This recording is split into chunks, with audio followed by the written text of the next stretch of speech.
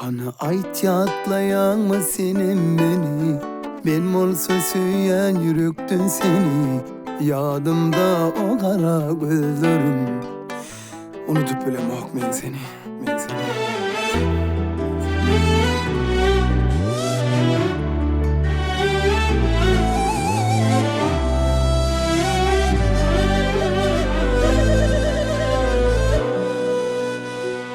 Duydansı geçti ikimizin aramızda bulun dağlar. Kuş yalı uçup gitti, men düşünüsüm yel yer. Yönü kim ama öğredir, önkülüm yalı bolmayı. Geçip gityen dinimden ne tanışadım yalı. Hani aytiyatlayan mı senin beni? Men olsa süyen yürüktü seni. Yadımda oğudun güllerim, unutup bilmem men seni. Aytiyatlayan mı senin beni? Men olsa süyen yürüktü seni. Yadımda düşüşon yerlerimiz, unutup bilmem men seni.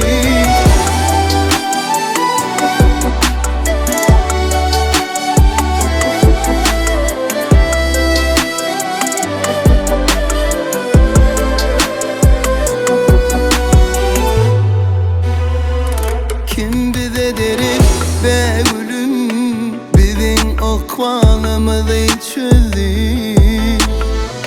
Kim böyle bizim sevgimiz bilen oyun etti.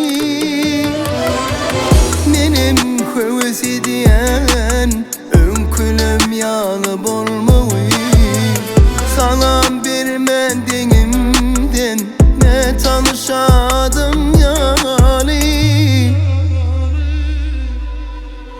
Aytiyatlayan mı senin beni? Men olsa süyen yürüktün seni.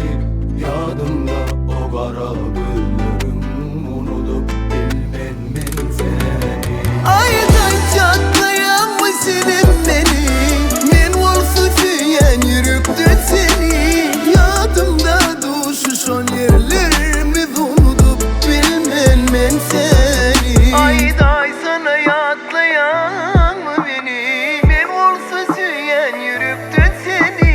Yadımda o kara güllerim, unutup bilmem men seni. Ayday yatlayan mı senin beni?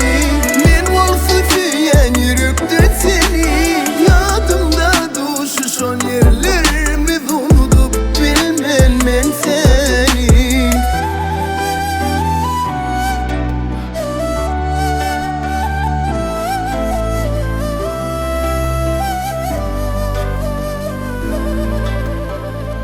Duydansı geçti